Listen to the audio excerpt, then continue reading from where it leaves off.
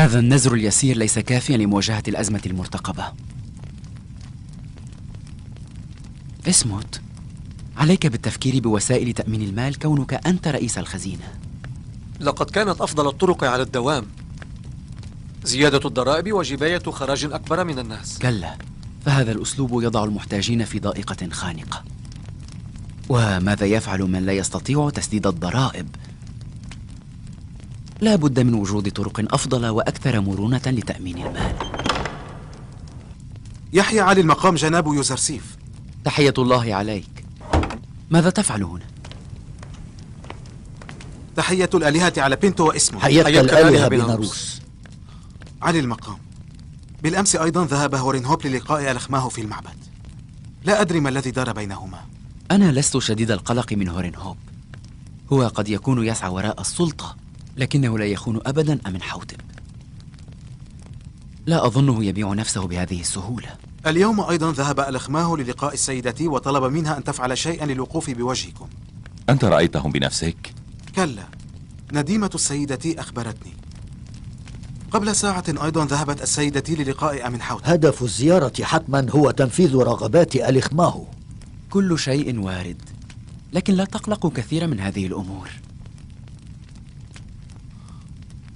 أما زلت تذكر قضية وأبوبيس؟ كانت مكيدة المعبد. أعلم أن كهنة معبد آمون لا يتورعون عن أي شيء في سبيل الوصول إلى بغيتهم. أما أنا فلدي رب قادر وأوكل إليه نفسي وجميع أموري أيضا. وإن كنت أعطيهم الحق في ذلك، فكهنة معبد آمون يرون الخطر محدقا بوجودهم وبقائهم. عليهم أن يسعوا جاهدين للدفاع عن أنفسهم. لكني على يقين أن الغلبة في هذه المعركة سوف تكون لي ولربي. علي المقام، أمنحوتب حاكم مصر يطلب مثول يوزرسيف الحكيم عنده. حسنا، سوف آتي حالا. رغم أن السيدة تي قد سعت سعيها في تشويه صورتي، إلا أن ذلك ليس مدعاة للقلق. عندما رأيتني نفركبت اليوم لمست الحقد القديم لديه. أقال شيئا فيما يخص عالي المقام يوزرسيف؟ أجل، قال إنه يتحين الفرصة لكي ينتقم منه. أعلم أن نينفركبتا رجل خطير وغدار، لكن لا داعي للقلق أبدا.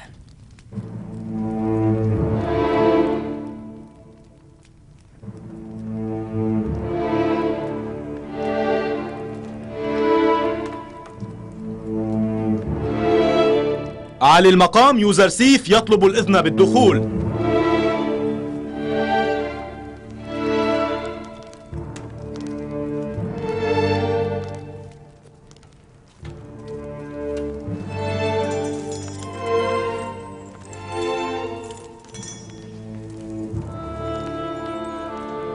يحيى الحاكم وتحيا السيدة. يحيى يوزرسيف الحكيم. أهلا بك يوزرسيف. أراك قد انهمكت في عملك حتى نسيت ذكرنا. أنا منشغل في أداء واجبي. قال الرسول إنكم طلبتموني. أنا في الخدمة. أحببت أن أطلع على الإجراءات التي تمت خلال الأيام الماضية. لم يتم القيام بأي شيء بعد يا جناب الحاكم. ما لم تكتمل المعلومات المطلوبة فإن العمل لا ينفع. علينا أن نعلم مثلا عدد الناس في مصر، كم يبلغ عدد النساء والرجال والكبار والصغار، وكيف يتوزعون في كل الأماكن، كم منهم يقطنون في المدن وكم منهم يزرعون الأرض. وعلينا أن نعلم أيضا كم لدينا من الأراضي الصالحة للزراعة وأين تقع أيضا. بعد ذلك يمكننا أن نقوم بعمل متقن ونافع. الأراضي الصالحة للزراعة هي فقط على ضفاف النيل، وإحصاؤها ليس بالأمر الصعب أبدا. بل أظن أن كل أرض ترويها الماء هي صالحة للزراعة. في تلك السنوات السبع الوفيرة ليس وحده النيل الذي سيفيض، بل إن كل أرض مصر سوف تروى بالماء والمطر بمشيئة الله. وما هو الأمر الذي يعجز عنه ربك الواحد؟ 7 سنوات من المطر على أرض مصر. هذا يعني أن أرض مصر كلها صالحة للزراعة؟ أولا علينا أن نطلب من جميع المزارعين أن يزرعوا ما استطاعوا. ما فاض عن حاجاتهم تشتريه منهم حكومة مصر بسعر مناسب يرضونه. ومن أين نأتي بكل هذه الثروة لشراء الحنطة؟ أولاً عبر التسامح الضريبي، وثانياً بشراء الحنطة مقابل الأرض، كل بمقدار الحنطة التي يقوم بتسليمها لحكومة مصر. يصبح مالكاً للأرض التي يعمل على بذرها. كانت هذه الأراضي على مر التاريخ ملكاً لحكام مصر وسبباً في بقاء ملكهم وسلطتهم. كيف نهبها للآخرين؟ بعد وهب الأرض ستصبح حكومتنا عرضة للضرر. ولكن في المقابل سوف تملكون كل ثروات معبد أمون وممتلكاته. لم يستطع أحد منذ 3000 سنة أخذ أموال أمون من الكهنة، فكيف تنوي أنت أخذها؟ نحن لا نأخذ شيئا من أحد بالقوة، هم سوف يعطوننا طوعا.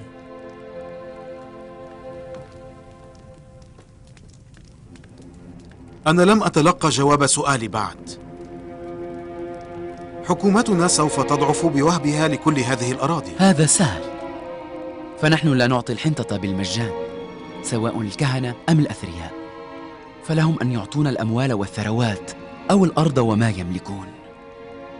بهذه الطريقة سوف نحصل مرة أخرى على كل ما وهبناه من الأراضي للمزارعين. إن قام الأثرياء والكهنة بادخار الحنطة بأنفسهم فلن يحتاجوا إلى شراء الحنطة منا. أنا أطمئنكم أنه فيما عدا حكومة مصر لن يفلح أحد بادخار الحنطة لنفسه بنفسه. ألا توجد طريقة أخرى لتأمين الأموال المطلوبة؟ بلى، توجد. إن سمحتم لي أود أن أخاطب الناس في أول فرصة تسنح لي. وهل تظن أن الناس سوف يتجاوبون معك إن طلبت مساعدتهم؟ أنا أرجو أن يقوموا بإعانتنا. بالمناسبة، علمت أنهم قاموا بانتشال جثة كبير معبري المعبد من نهر النيل. تعني أنه غرق؟ كلا، أنا واثق بأنهم قاموا بإغراقه. تعني أن الكهنة قتلوه؟ علي المقام، أظن أنهم إنما قتلوه جزاء له لما أظهره من التأييد لتعبير يوزرسيف لرؤياكم.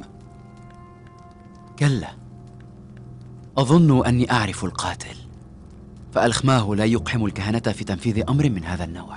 لقد بلغ طمعهم وإجرامهم أيضا أقصى الحدود الممكنة. علينا أن نضع حدا لهم.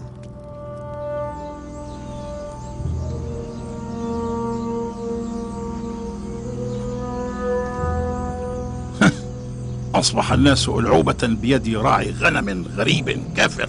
هل يعرف أحد ما الذي يخططونه للناس المساكين؟ وما الذي ينون فعله بهم بسبب رؤيا الحاكم؟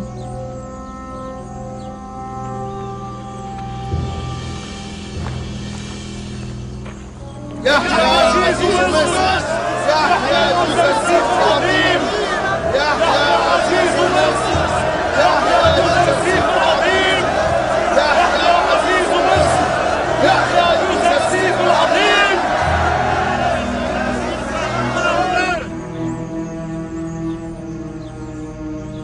باسم إله أهل مصر، وباسم الإله الذي أفاض الوجود على مصر وعلى أهل مصر، أنا شاكر جدا لكم إذ قمتم بتلبية دعوتي بهذا الحشد العظيم. أشكركم كثيرا. سبب دعوتي لكم هو طلب العون منكم. علينا أن نجد حلا ل7 سنوات من القحط والجفاف، ومن المعلوم أننا إن لم نحظى بدعمكم أيها الناس فلن نوفق في تلافي آثار هذا القحط. لقد قررت أن أطلعكم على كل الحقائق لتقرروا بأنفسكم. لا شك في أنه يتوجب علينا أن ندخر القمح، ولكن إن طلبت منكم أن تسلموا الحكومة ما يفيض عن حاجاتكم من القمح مجانا، فهل كنتم ستوافقون؟ هل تقبلون؟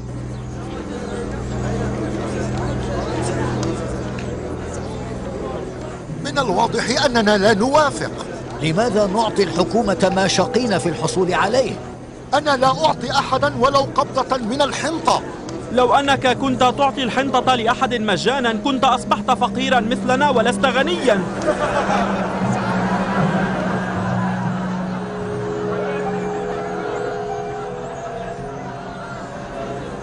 أصبح واضحا إذن أن الحكومة تشتري منكم الحنطة إما بالدينار والدبل ولا تملكهما، أو عبر توزيع الأراضي.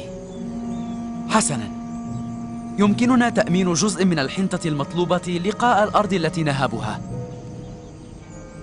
لكن بأي مال سنقوم ببناء المخازن من أجل ادخار القمح؟ ومن أين سنقوم بتأمين أجرة العاملين والموظفين؟ ومن أين سنأتي بالمال الذي سنشتري به القمح من المزارعين الذين يزرعون الأرض التي يملكونها؟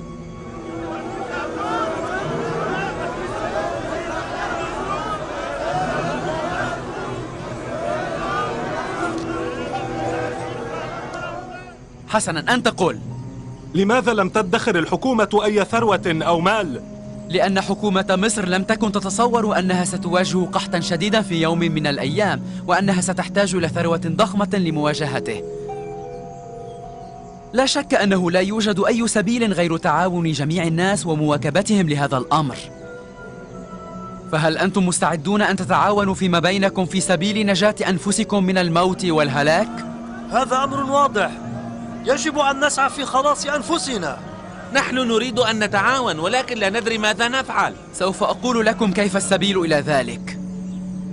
أولاً، سيكون ذلك عن طريق التسامح الضريبي.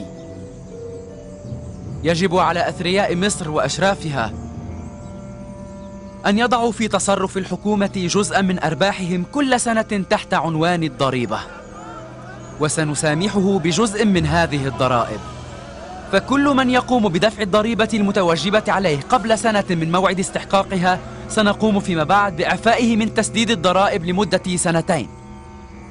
ومن يقوم الآن بدفع ضريبة 7 سنوات مقدما نعفيه من دفع الضرائب لمدة 14 سنة. هذا أمر رائع، أنا مستعد لدفع ما يتوجب علي سلفا. من صالحنا أن نعفى من الضرائب ل7 سنوات، ومن صالح الحكومة أيضا، فبذلك تحل مشكلتها. أما الطريقة الأخرى فهي اتباع سبيل الفراعنة والحكام السابقين بالهجوم على البلاد المجاورة والإغارة على أموالهم ونهب ثرواتهم لتأمين المال اللازم لشراء الحنطة. ومن المعلوم أن على الناس أن يشاركوا في هذه الحروب. يعني أن نرمي أنفسنا في التهلكة عبر خوض الحروب قبل أن نهلك بالقحط المرتقب؟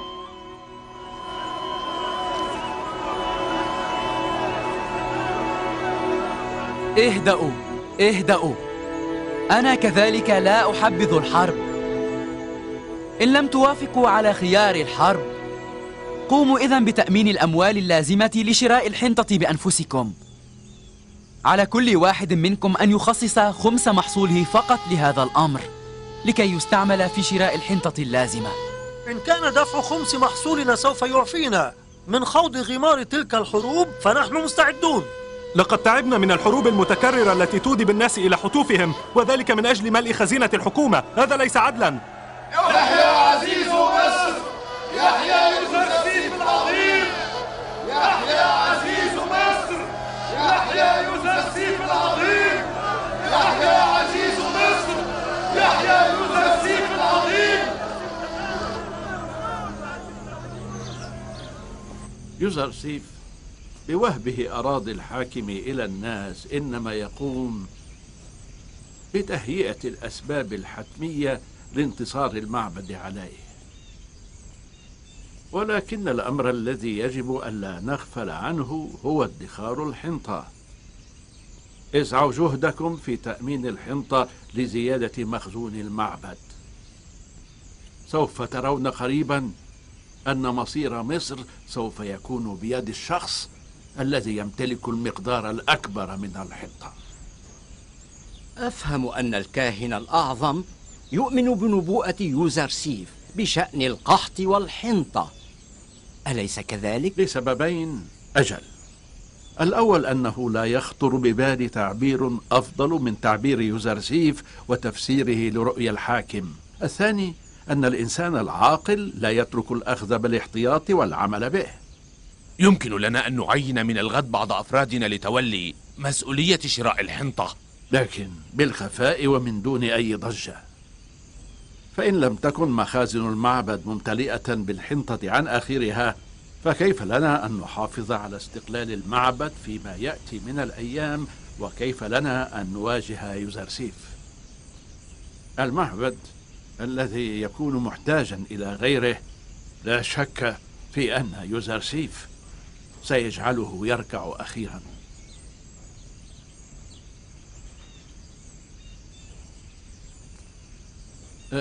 أنت ابقى.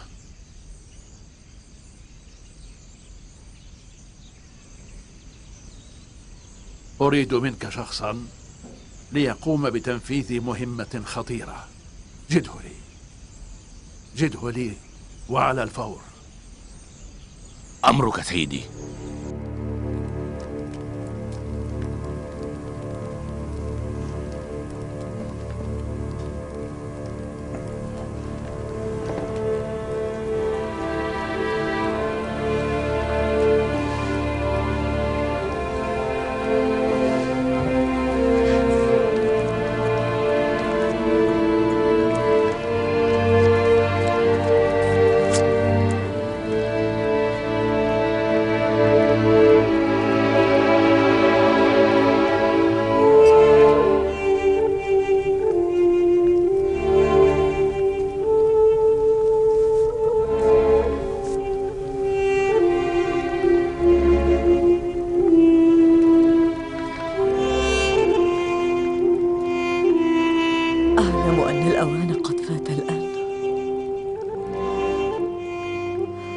لكني أطلب منك أن تعفو عني في هذه اللحظات الأخيرة.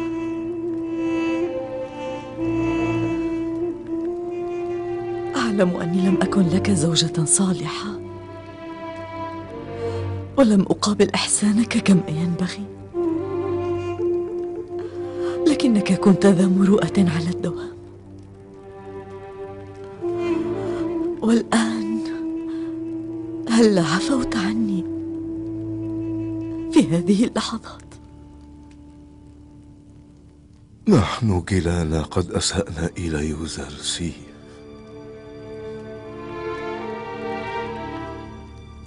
ليت لو أن يوزرسيف كان حاضرا هنا وطلبنا منه أن يعفو عنا.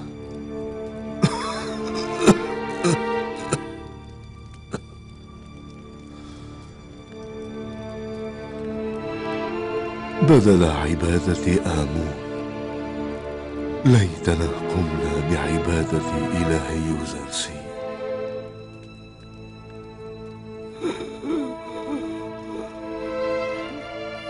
إن رأيت يوزرسيف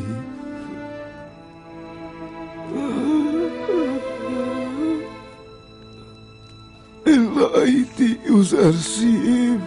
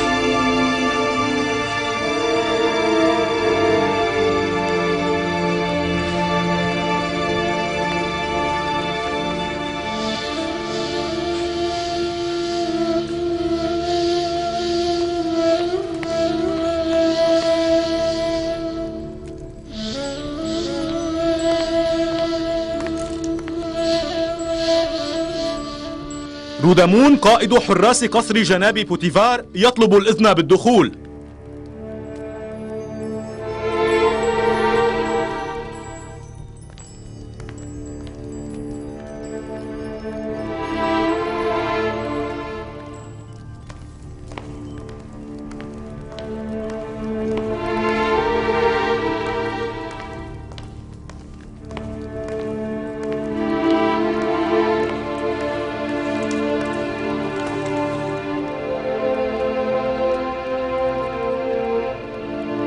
فليسلم الله الحاكم أمنحوتب الشاب.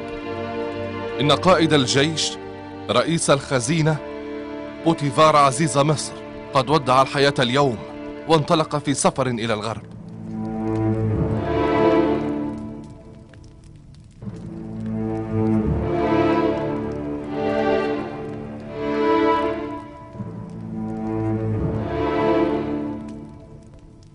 كان بوتيفار رجلا عظيما، وقدم لمصر وحكيمها خدمات جمة وجليلة، ومصر تدين بقوتها وعظمتها لتضحياته الجمة. بلغوا أهل بيته وأهل قصره أحر التعازي. سوف نشارك في مراسم نقل جثمانه إلى الغرب.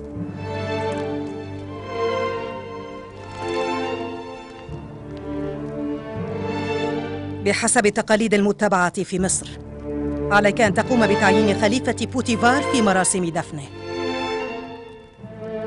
سوف نقوم بالإفصاح عن قرارنا في مراسم التشييع. القائد هورين هوب هو الشخص الأنسب لخلافة بوتيفار. لقد فكرت له بمنصب يليق به تماما. ما دون مقام عزيز مصر يقل عن شأنه. مروهم فليهيئوا لي محملي. سنذهب إلى مراسم التشييع.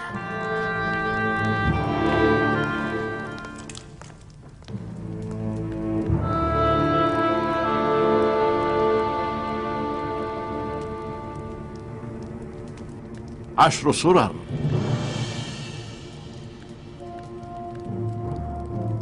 يعني 1000 دبن. أظن أنه مبلغ ليس بالقليل. مبلغ جيد، لكن ليس من أجل يوزارسيف. أريد 10 أضعاف هذا المبلغ. إن لم يناسبك الأمر فعليك استئجار شخص آخر. عالي المقام، عالي المقام، جئت بخبر سار لعالي المقام. ألخ معه. بوتيفار مات منذ ساعة، وبعد ساعة سيقومون بتشييع جنازته. توقفوا الآن. كنت مخالفا للقتل من قبل، لقد استجد طريق أفضل. القتل آخر الدواء. في مراسم تشييع اليوم على أمنحوتب أن يعين خليفة لبوتيفار، فإن كان شخصا غير يوزرسيف يكون في الحقيقة قد صمم على عزله وتنحيته. وأما إن اختار يوزرسيف ليكون خليفة لبوتيفار فإن يدنا لا تزال مبسوطة لفعل ما يلزم. يوزرسيف يجب أن يقضى عليه. ما لم نجبر على ذلك فلن نفعل أبدا.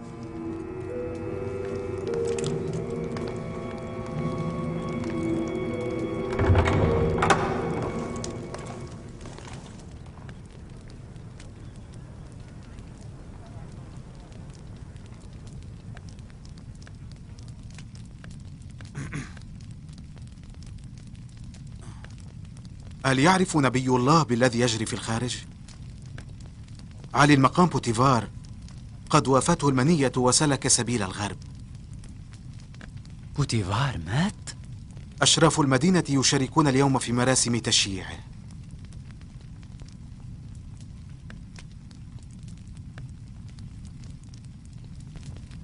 فليرحم الله بوتيفار وليصفى عن ذنوبه وخطاياه.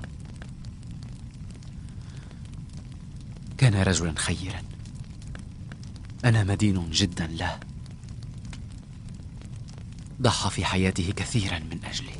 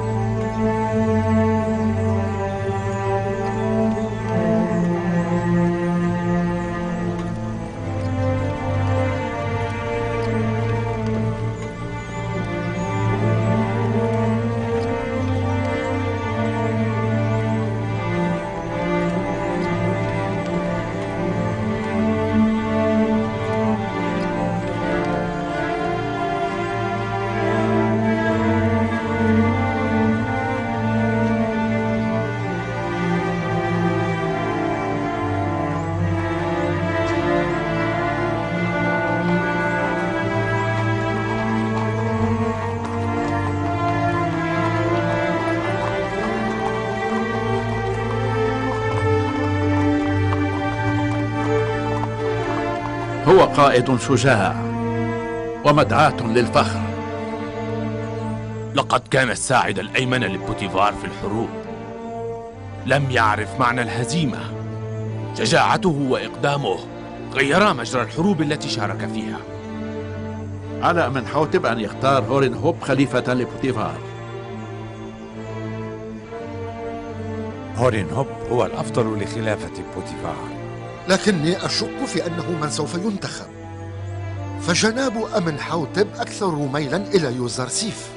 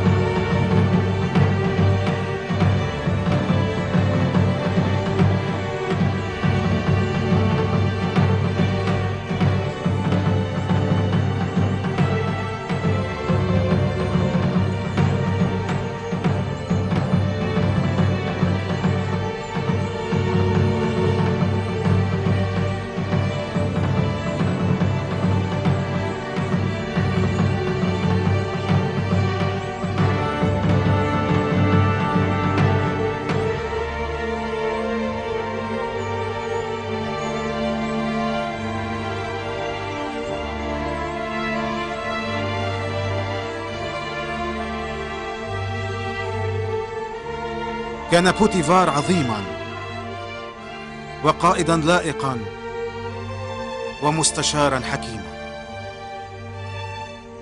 أنا أقدر له 40 سنة من الخدمة والوفاء. لقد عمل باقتدار وجدارة في مقام عزيز مصر وفي قيادة الجيش وفي رئاسة الخزينة. لن ننسى أبدا خدماته الجليلة لوالد أمنحوتب الثالث ولأرض مصر وأهلها. أنا أتمنى له الراحة الأبدية والحياة الخالدة في العالم الآخر. وأنا في غاية الأسف لعدم تمكني من الإفادة من وجود هذا الرجل العظيم في أيام عمره الأخيرة.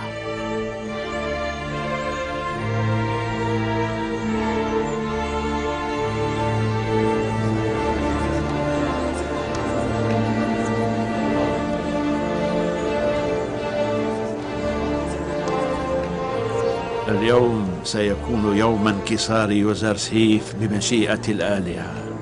هورنهوب سوف يقوم بتنحية يوزرسيف من عمله بمجرد وصوله إلى الحكم.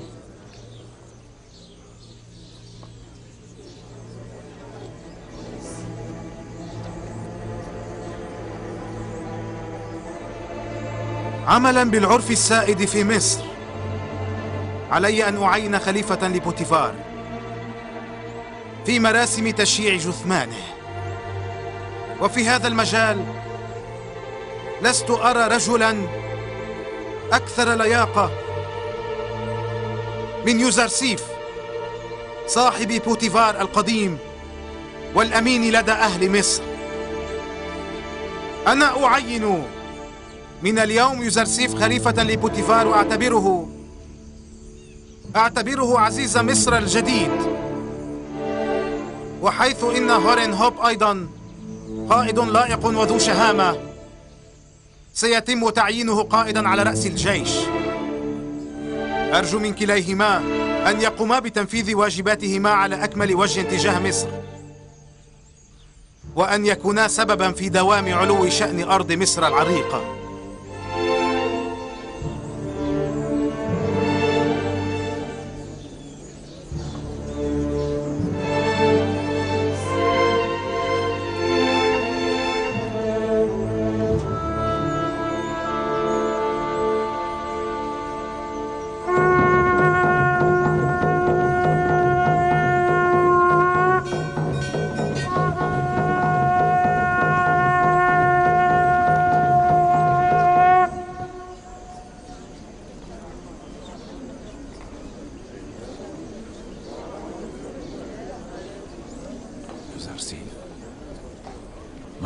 يوزرسيف ليس إلا غريبا، لكن هورن هوب هو ابن هذه الأرض ومن صلبها. يعني أن القائد هورن هوب سوف يعمل تحت إمرة يوزرسيف منذ الآن؟ هذا القرار ليس حكيما أبدا.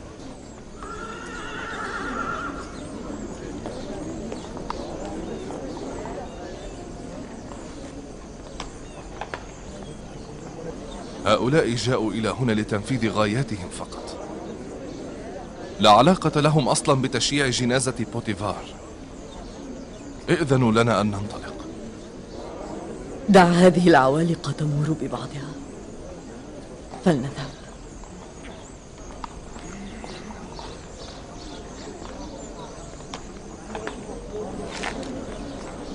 فلننطلق، هيا.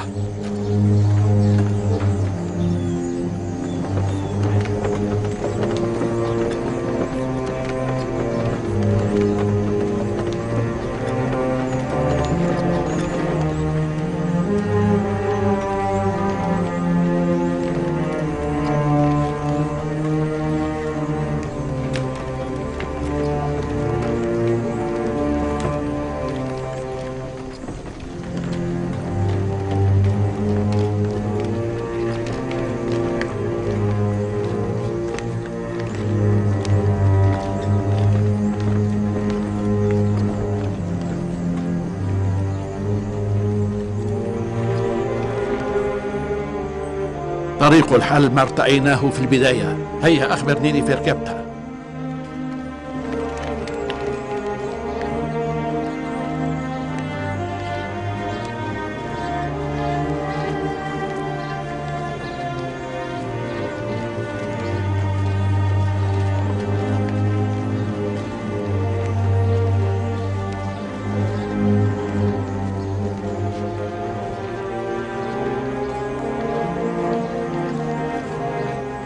جناب هورن هوب، هذا لم يكن منصفا. كان عليك أن تخلف جناب بوتيفار. حسنا، ربما مقالتك صحيحة، لكن عندما أمعن النظر أرى نفسي محاربا فحسب. فلا أنا ملم بأمور الزراعة ولا مجرب في إدارة الأموال.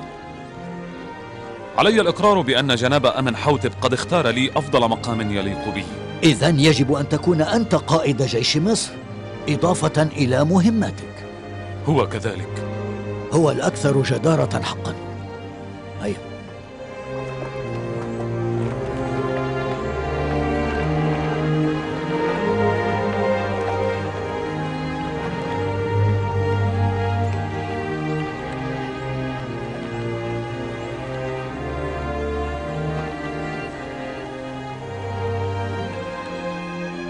بوتيفار كان رجلا عظيما رحمة الله عليه.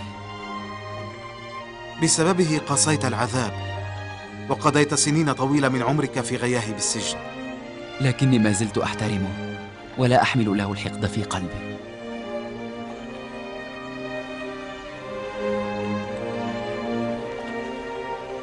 ليت لو أني تمكنت فقط من دعوته إلى دين جد إبراهيم الخليل. أسأل الله أن يعفو عنه وأن يجعله قرين لطفه ورحمته.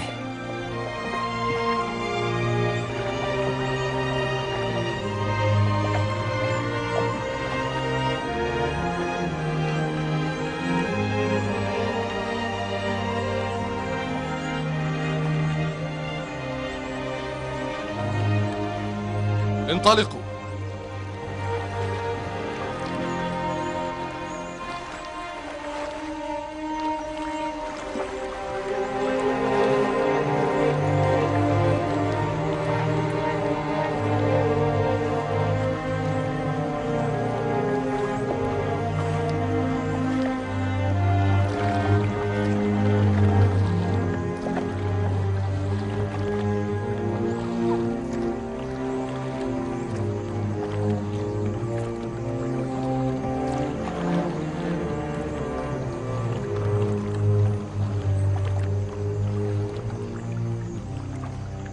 لا فائدة من هذا البكاء والنحيب. لم تفكري بأمر بوتيفار عندما كان يجدر بك ذلك. لم تحبيه عندما كان مطلوبا منك أن تحبيه. لا فرار لأحد من الموت. أنا وإن كنت حزينة على موته، إلا أن أكثر ما يحزنني هو الأذى الذي أدخلته إلى قلبه. لقد أذيت بوتيفار بشدة عندما استسلمت لهوى نفسي. أنا أعتبر يوزرسيف سببا لكل هذا الأذى. كم مرة قمت بتحذيرك وقلت لك إنه سوف يقضي على دفء أسرتك وحياتك الهانئة، لكنك لم تصغي إلي.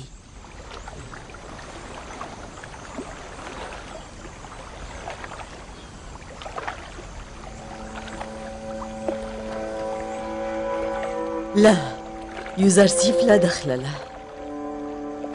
أنا هي التي كادت به ومكرت به. أنا هي المذنبة. أنا التي أسأت لبوتيفار وليوزرسيف.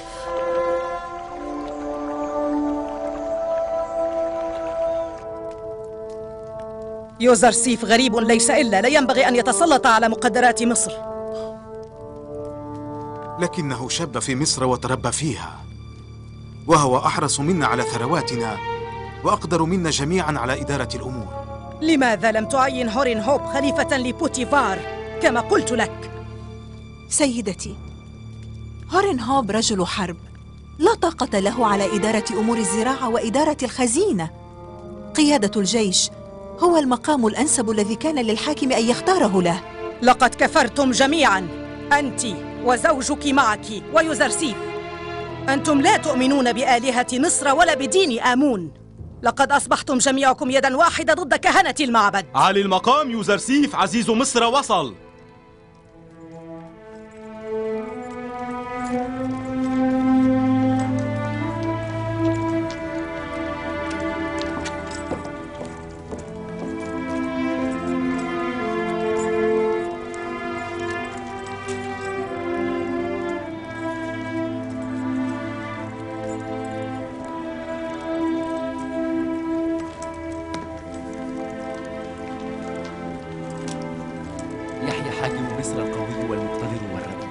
يحيى يوزرسيف الحكيم عزيز مصر. أنا شاكر للحاكم لاعتباري لائقا وجديرا بخلافة بوتيفار. إن كان الله قد اختارك لمهمة عظيمة كحمل الرسالة، فكيف لي عندها أن أختار غيرك من أجل إدارة أمور مصر؟ فأنت تليق بأكثر من ذلك، فأنت مدير شؤوني وأمين عندي. من ذا الذي كنت سأختاره من أجل إدارة أمور مصر وتجاوز المحنة المرتقبة، ومن سيكون أليق منك وأقدر على هذه المهمة؟ أنا شاكر لجناب الحاكم ألطافه بحقي، وأرجو أن أكون عند حسن ظنكم بي. أرجو ذلك حقا.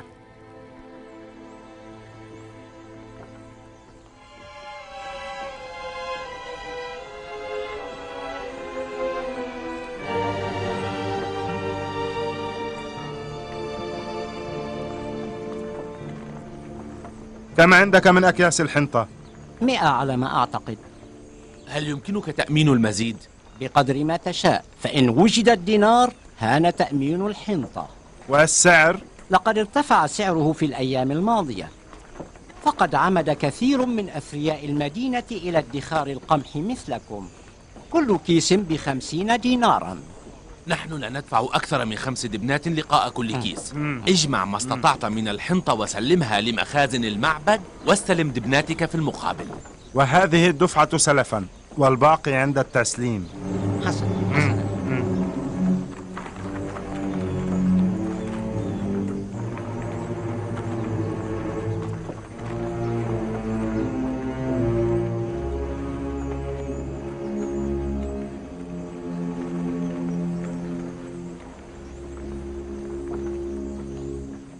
لقد شهدنا اليوم إقبالا على شراء الحنطة بشكل واسع، فالكهنة ارتأوا أن يبدأوا بتخزين الحنطة والتجار بدأوا يفكرون بجني المال.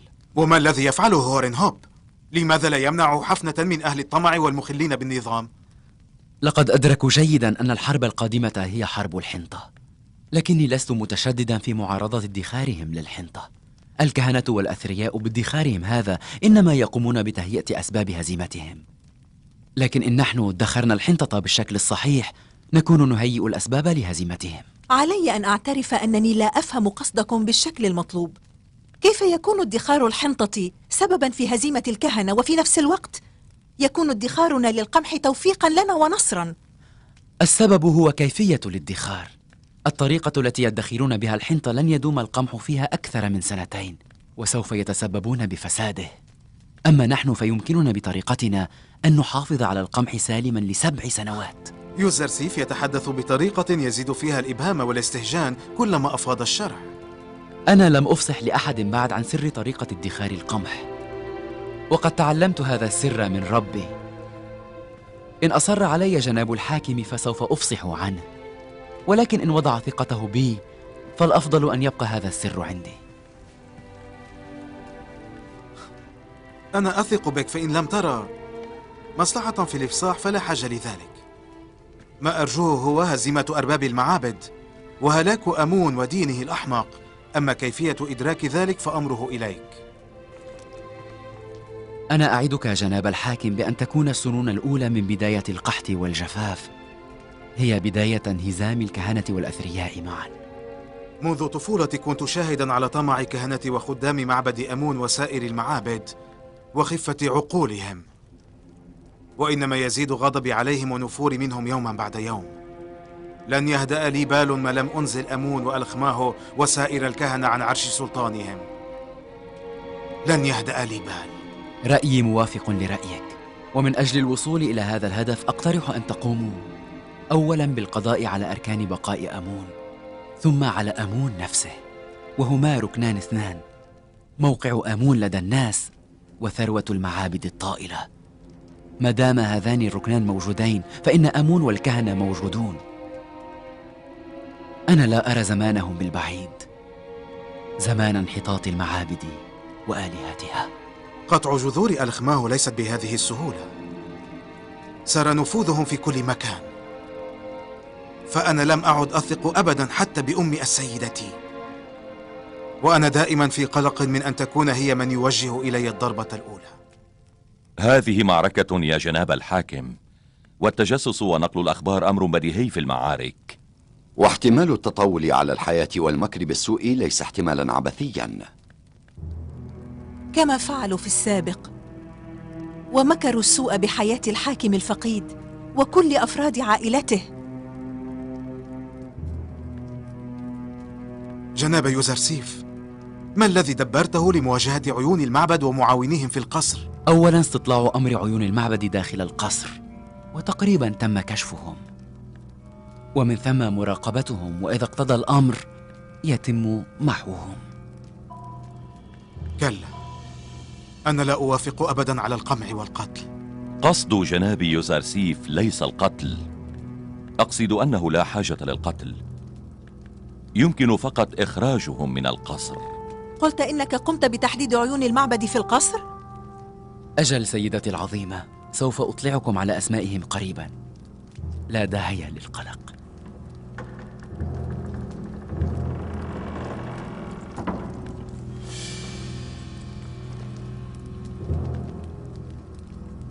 عندما يخرج من القصر عليك أن تخبرانني في ركبتها. أين يمكن أن أجدك؟ أنا دائما في محيط القصر. أن التفت تراني أمامك. إذا في الفرصة المناسبة عليك إنهاء الأمر. لا تقلقوا، فالباقي من اختصاصي. لا تنسى أبدا، فنحن لا نعرف بعضنا على الإطلاق. كن مطمئنا علي